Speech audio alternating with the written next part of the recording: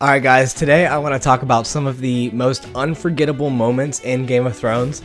Just a fair warning, this video is more of just like a rant of kind of like the last season. I have a lot of thoughts on it, and the show's it's got enough time away that I feel like I could talk about it. But yeah, we got the new show that's coming in the spring, and I kind of want to build some hype around that, get some Game of Thrones content on my channel. These are in no like particular order. I just have about 5 right here that I want to talk about, and then I'm probably going to make a part 2 of the like another 5 unforgettable moments. But yeah, let's get into the video. So I got at number 5, this one's kind of like a gimmicky one because it's unforgettable, but it's very forgettable, is the fall of the Golden Company. Dude, like the Golden Company was hyped up for so long in the show. I remember back they like referenced it in season 4, and in the books they're really built up as like some of the best like sellswords that you can get. Like they were supposed to be this badass crew. They got like elephants and stuff like that. Like it's supposed to be really awesome. Like I was so excited to see them. And at the end of season 7, and Cersei had this like mini plot that was going on with the bank, and she needed to get out a huge loan so that she can get the sellswords.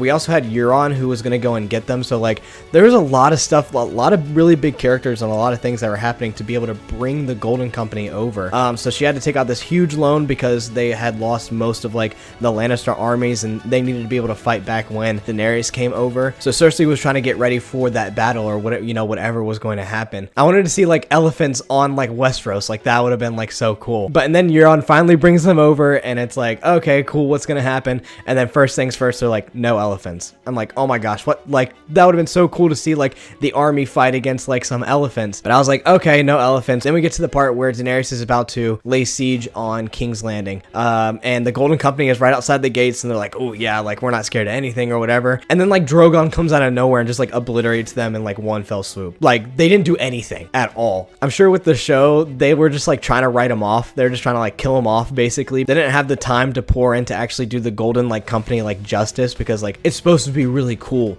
Instead it was just like, it was a few squadrons of men that were in front of the gates, and they didn't do like anything. So that was just like really sucky. It was like, wow, okay, this thing that was hyped up for a really long time. Yeah, I don't want to really rant for too long about it, like, because I keep getting lost in these little tangents, but it's like, that is just so disappointing. It was the culmination of the show. It really represented what the ending of the show was, where it was like all this build up for a disappointing payoff. Like that's it. Like when you watch stuff like this, you want really good like payoff, even if it's not what you expect or exactly wanted. But there was no good payoff at the end of this show, and that's what really sucks. All right, at number 4 we have the wall falling, or the breach of the wall. That's what the episode is called. So yeah, this was an episode, I believe it was the last episode of season 7, and they were really just doing all of this build up, man. Like they were doing all this build up for a whole bunch of other plot lines, and finally it was the last moments of this season, and we get the ice dragon. I like to call him the ice dragon even though it wasn't ice. We get the Night King on top of the ice dragon,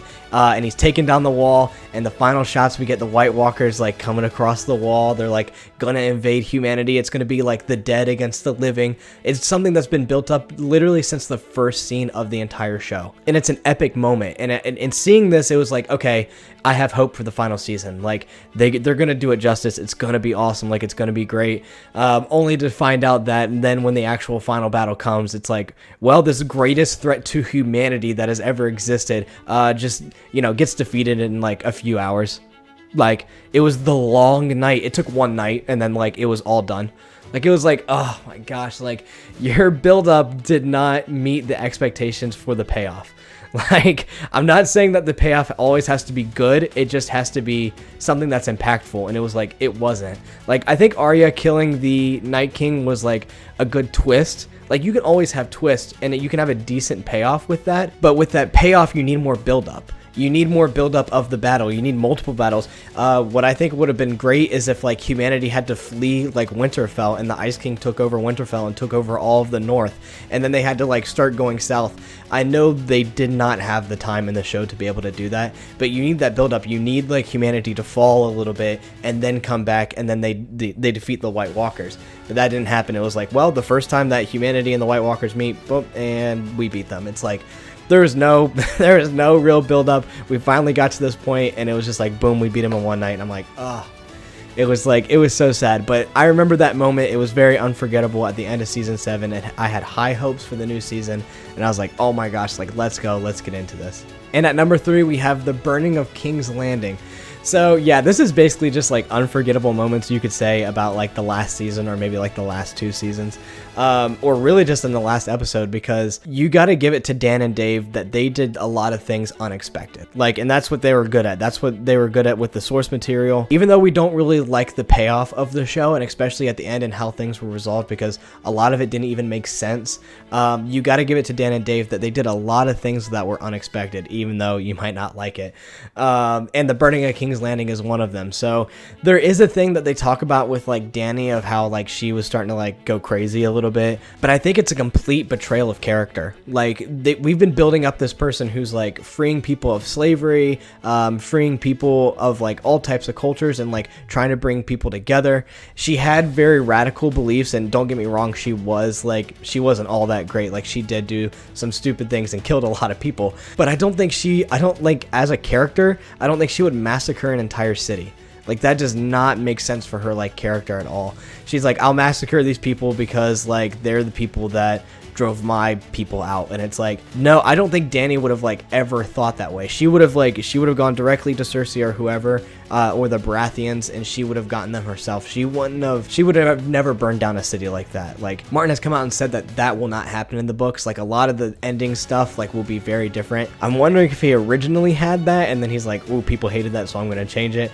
And that's what's taken him a long time to really figure out how he's going to do that, because Martin's always the kind of person to subvert expectations. He's always going to do stuff different, and he's never going to give, I don't think the ending is going to be as satisfying as people want it to be, because that's not the kind of story he's writing. He's writing a very raw, very gritty sort of story, and you could just see that anywhere in the series. But at the end of the day, you need to have good payoff, and what we got at the end of the show was not a good payoff. But yeah, like, that was so surprising, very unforgettable, that like Dany just goes in and just like massacres an entire city of people. Yeah. And at number 2, we have the moment when Khaleesi burnt down the Dothraki temple and walked out of it unscathed. Man, that was such a badass moment. I absolutely loved it. It's very controversial though, because something that a lot of book fans hate about the show, how they make like Dany like immune to heat and fire, which is like simply just like not true. In the book, she does it once after burying her husband, but that's because of like blood magic and stuff that happened with that. George R. Martin has gone on record saying that like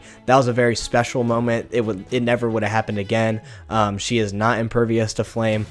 So it's something that the show has taken a liberty on and like done, which in my opinion, someone who I have read the books and I have watched the show, and I sort of side on kind of what Brandon Sanderson says. He's just like, if you want to take the route that is more realistic or more awesome, always err on the side of awesome. And that's like an awesome moment. Of course, don't betray like the source material too much. But I think it was like a super cool moment. It was a badass moment for Dany.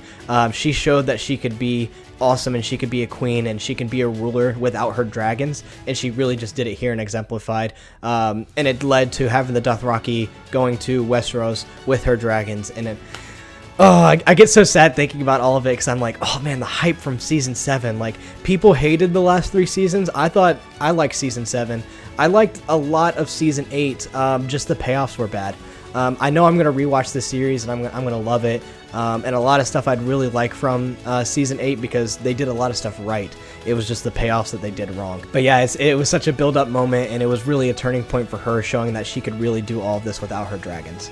And at number 1 for this list, we have when Jon kills Dany. So last few moments of the show, the last big like twist, well, the last twist was when they made Bran king, and it's like, okay, like, that's kind of stupid. I knew Bran was like really special though, because when you look at any series, always look at like the first perspective kind of like character, and Bran is the first perspective character when it comes to the main part of the story for A Song of Ice and Fire. He was going to be something and do something like extremely special, but for him to like be the last one on the Iron Throne, I mean, I guess that's what like the series was like about. That would help bring Westeros into more of like a democracy, and maybe splitting up of the nations and stuff, so they don't have like ultimate power and ultimate rule. But I think it was just stupid. Anyway, back to this moment. Sorry, I keep going on rants, but I'm gonna try to get back to this moment. So after Dany basically massacres all of the people in the city, Tyrion steps down as the hand of the queen, and Jon goes and talks to Tyrion, and Tyrion's just like, you need to murk her, bro. And he's like, I'm not really sure about that. So he goes away, and he's heading towards the castle where Dany is by the Iron Throne, and he has to pass Drogon, and it's really cool. It's an awesome scene. Like, that's what I'm saying, is like, a lot of these scenes are really cool, the visual effects, and like, the scenes are awesome, the payoff is bad. That's why people hate it. I don't want people to hate the whole series because of the payoffs, because there's a lot of things that people did right in that show. It's just the payoffs were not good and not satisfying. But he passes them, and he gets to Dany, and Dany's talking about having to, like, she's going to free all these people, and she's excited to go on her conquest to, like, save the people of Westeros and liberate them and free them, but she's going to do it any means necessary, and she would do something like this again. And that's when Jon knows, like, all right, gotta murk her. So he brings her in and stabs her and kills her, and it's like, oh my gosh. Like, it was kind of expected. I don't know. It was the last few minutes of the show, and you're just like, I guess it's got to happen. I feel like in real life, Dany wouldn't have given up that easy. Like, she got stabbed and was like, oh, and then went on the ground. No, Dany's a fighter, dude. Like, something else would have happened. I felt like, oh, yeah, people are going to hate me. And Jon Snow's my favorite character, but I feel like she would have killed Jon as well. Like, she would have had a knife on her and, like, slit his throat while he was, like, stabbing her. Like, but Dany just, like, gave up. Like, yeah. And then Drogon comes in, and he melts the Iron Throne and takes her away and stuff. And it's like, oh, man, wow. It was such a powerful scene, but it was like, this payoff is it's so bad. That's another problem that I had with the end of the show. It was like, they were acting like they were going to make another season or, like, a sequel show.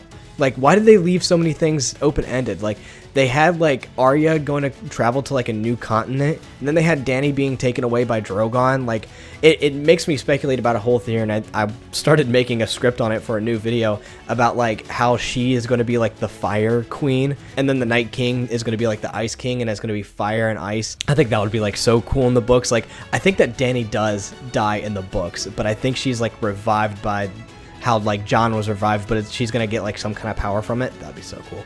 Probably won't happen, but that would be, like, so cool. Like, why would they leave all of this stuff open-ended if they're not eventually going to explore it? I don't know. I find it so weird.